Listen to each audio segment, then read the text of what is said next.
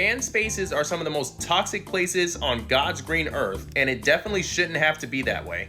The Star Wars fandom suffers from this. The MCU fandom suffers from this. I have been watching Avatar since I was a child, and it is a war zone. And I do believe a lot of this has to do with disingenuous people within those fan spaces. For example, I love Star Wars. I am a Star Wars fan. And part of being a fan means knowing that some things just aren't gonna be my cup of tea. But even if something that you like is critically panned to the moon and back, being able to talk about the things that you liked within that piece of media is one of the perks of being a fan. I don't like Star Wars Rebels all that much, but I will still geek out at the Ahsoka versus Vader part. But nowadays there seems to be this idea that everything is either the best or the very worst thing ever. A good chunk of people did not watch She-Hulk. I thought it was fine, pretty funny. But let a grifter tell it, the show took their dog outside and put 2 in the back of its head. Ironheart was okay, has a pretty killer setup for a second season. Yet people who didn't press play past 5 minutes of the first episode seem to think that it's an affront to Tony Stark's legacy, who I must remind you, is a fictional character.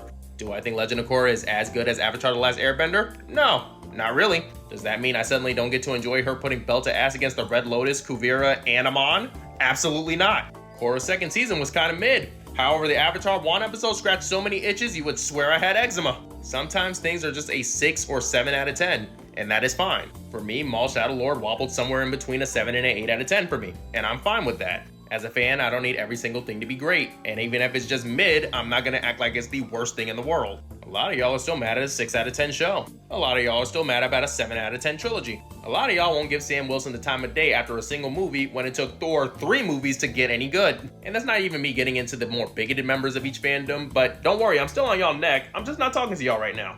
But I would like everybody to remember that every single thing in every single franchise that you like is somebody's favorite thing. Somebody out there saw Rey Skywalker on screen, saw themselves in the character, and fell in love with the universe. Somebody out there saw themselves in the genius trapped by their own financial situation and decided to dig further into the lore. Somebody out there sees themselves in both Aang and Korra and fell in love with the universe.